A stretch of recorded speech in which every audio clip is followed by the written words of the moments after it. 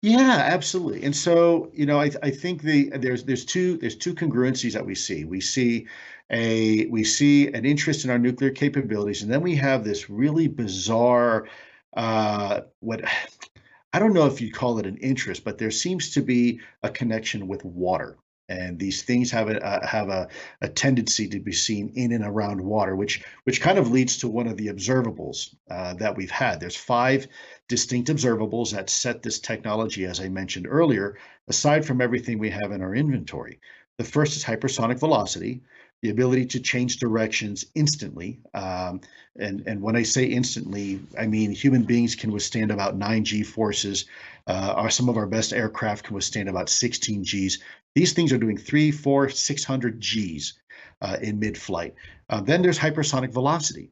That is speeds that by definition are Mach 5 or above. Very, very fast. We do have some technology. You mentioned Russian hypersonics and things like that.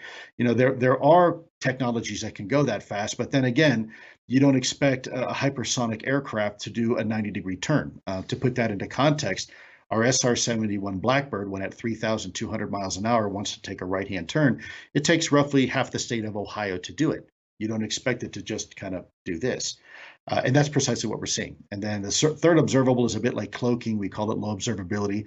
But the fourth observable is what we were talking about, and that's transmedium travel and water. The ability for an object to fly not only in our atmosphere, low and high altitudes, but also potentially in a vacuum environment like space and even underwater.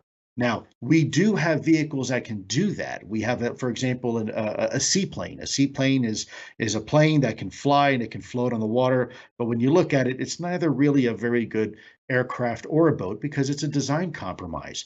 And yet, what we are seeing are objects that can operate in all these domains or all these environments, seemingly without any type of performance compromise. And so why are we seeing these things around in and around water is something that we're really kind of scratching our heads with, because we've seen these things. They've been recorded not only in our atmosphere, but there is data to suggest that they have also been tracked by some of our capabilities underwater as well, and being able to perform in ways that frankly exceed anything that we know on the planet right now.